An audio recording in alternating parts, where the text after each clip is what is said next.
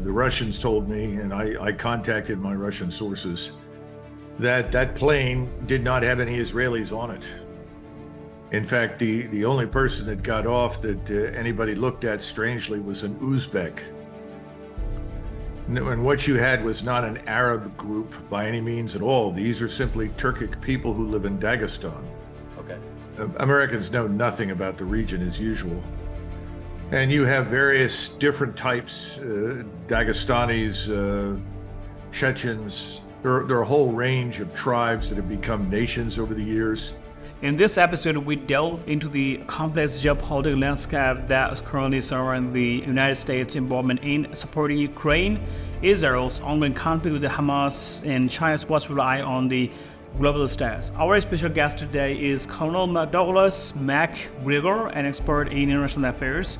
However, before we begin, we need to address a recent incident that has been making headlines. Reports of an airplane filled with Israeli citizens arriving in Russia being infiltrated by a group chanting Allahu Akbar and expressing hostile intentions have been circulating. To set the record straight, Colonel Macgregor has reached out to his Russian sources, and it appears that these reports are inaccurate.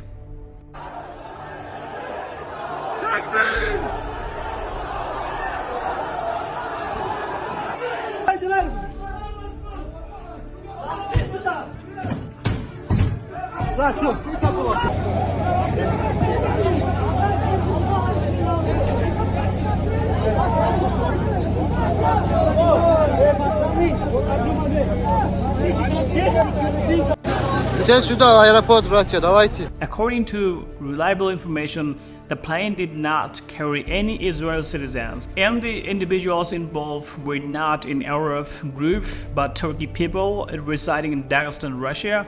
Join us as we discuss the implication of such misinformation and the border issues at play in these regions. We will explore the complexities, the ongoing conflicts, and the potential consequences of displaced population in Europe. Don't miss this information and fact-based discussion with Colonel Macgregor. Subscribe, like, and share the video. Stay informed on the latest development in global politics. Well, let's start with the first part of this. The story that you just recited is false. Okay. The Russians told me, and I contacted my Russian sources, that that plane did not have any Israelis on it. In fact, the only person that got off that anybody looked at strangely was an Uzbek. And what you had was not an Arab group by any means at all. These are simply Turkic people who live in Dagestan. Okay. Americans know nothing about the region as usual. And you have various different types, Dagestanis, Chechens. There are a whole range of tribes that have become nations over the years. They are Turks or Turkic, depending upon which definition you want to use. Everybody effectively between the border with Mongolia's border with Kazakhstan all the way to Turkey speaks effectively the same language. And we call those people Tatars, Turkic, any number of different things. The one exception, of course, are the Tajiks. They speak a version of Persian. In other words, indistinguishable from modern Farsi. But everybody else speaks Turkic. That means that the people living in the Caucasus and Central Asia can all read and listen to Mr. Erdogan. That's very important because Mr. Erdogan sees himself as the de facto leader of Sunni Islam and also prides himself on being the leading voice for Turkic or Turkish people and culture in the world. This is one of the reasons that the Russians have managed the 40 million or so Muslim Turks and Tartars in their country very carefully. Russia normally has no difficulty whatsoever with this. But I suspect that they've been listening to Mr. Erdogan, and they went there enraged at what is happening in Gaza, and they're not unique. And I would not confuse the rage at what the Israelis are doing in Gaza with anti-Semitism. It's in the interest of Israelis to brand everything as anti-Semitism, but there are many places in the world where Jews are completely safe, and I would include most of Central Asia in that category. No one objects to Jews, but there are lots of objections to things the Israelis do. So that's another distinction that we don't bother to make in the press. And if you turn on the mainstream, nobody keeps you informed about anything.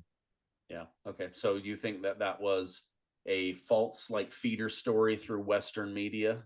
I doubt it. I think it's just that these people have been following things through Russian media as well as Turkish media. As I said, if you listen to Mr. Erdogan's speeches, they're very, very inflammatory. They're very nationalistic, but nationalistic in a way that we would regard as internationalist, because he's speaking not just to 90 million, 80, 90 million Turks in Anatolia. He's speaking to another 100 million plus in Central Asia. And we need to understand that. Mr. Putin does. And that's why he manages his relations with Mr. Erdogan very carefully. Yeah. Yeah. Well, I know many felt that Erdogan had betrayed his NATO roots in order to reestablish a pipeline from Russia through Turkey, because Turkey's lira was collapsing due to inflation. I think it had lost 80% of its value.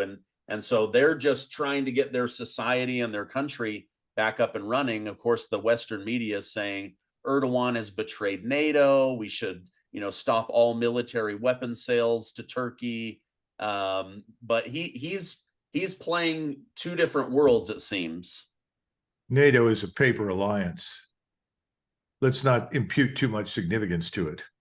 It has too many members. It's totally ineffective and dysfunctional. The reason that Turkey was in NATO was because Greece was in NATO. And this was our effort after the Second World War to stop the outbreak of future wars in the Eastern Mediterranean. So we thought if we brought the Greeks and the Turks in, that would make it difficult for them to do that. The other reason was the Turks were always anti-communist. Kemal Ataturk was very anti-communist. And he was actually very pro-German and pro-Italian. In other words, we would say pro-fascist or pro-Nazi. But he was always an anti-communist. And so we had good relations with the Turks. If Hitler had managed his own defunct grand strategy a little bit better, he might have had the Turks for allies in the Second World War. And even now, the Turks and the Germans, although they have their disagreements on issues, tend to like each other a great deal. That's not necessarily the case with the Russians. And so Mr. Erdogan and Mr. Putin have struggled as well, because ultimately Turkey is not European. It's external to Europe. It is a Muslim state. It is a Turkish Muslim state. It is a Sunni Muslim state. Those are its roots. It has no roots in Europe or NATO. That's absurd. So if anything, we are seeing much of the world return to normalcy. Who are the two major powers in the Middle East over the last 5,000 years? Persia, and certainly then after Persia, I would say Turkey for the last 1,000. And the Turks have been a dominant force. They came out of Central Asia. They survived the Mongolian invasions. In other words, these are very powerful figures, powerful people, powerful culture. And they are Muslims. They're not all radical Muslims by any stretch of the imagination. In fact, Turkish Islam was on the whole fairly moderate compared with the Arabs.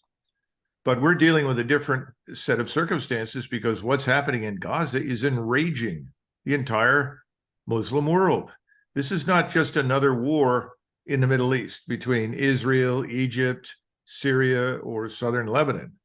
This is a very different animal. This is a civilizational confrontation now. And that is due largely to Mr. Netanyahu and his government that has tried to transform this into a much larger fight. Okay. Yeah, I want to hit that topic here in a minute. Another story that I wanted to get your thoughts on that I'm having a hard time reading between the lines is they're saying that Putin's health is going downhill quickly. This might be the reason that Russia needs to end the war. Close allies, anonymous allies within the Kremlin say his health is falling apart. He realizes he's been beaten and he's humiliated. Is this Western media propaganda, or are you hearing anything about Putin's health actually deteriorating? No. I have a great deal of difficulty with this. Mr. Putin, I think, is 69. He looks awfully good for 69. Seems to be very healthy and dynamic. Now, is there something else going on that we don't know about? Perhaps there is, but we've been treated to these rumors of Putin's imminent demise now for about the last 3 or 4 years. So I suspect there's lots of wishful thinking in the West, which is misguided, by the way, because Putin is probably the single most well-informed person inside Russia about the West. He understands the West. He understands us. This is a man who's exercised extraordinary restraint. Just the other day, somebody said, well, you keep talking about the powerful Russian forces. If that's the case, why haven't they, run up to the river, cross the river, and march to Poland? I said, because that's not what Putin wants. Putin would like to end this war. He's sitting on territory right now that is historically Russian, with Russian-speaking populations. He's going to move and take Kharkov. He will take Odessa. Those things will occur in time. But he doesn't want a war with the West or with NATO or with anybody. He just wants to get those territories under his control, get the Russians in them inside Russia, and then prevent any further oppression of the Russian population or the Tartars or anybody else inside Ukraine. That's it. He would like to see Ukraine as a neutral state. He's certainly not going to sit there and put up one more time with what we did over the last 10 years or so in Ukraine. He's not going to allow Ukraine to become this fortress for American imperial influence and NATO influence. That's not what he wants. He doesn't want Russia living under threat, just as JFK didn't want us living under the threat of nuclear missile attack from Cuba. I mean, that's about it. So I think anybody that imputes anything else to the man is just lying. There's no appetite for war anywhere else. He wants to do business with everybody.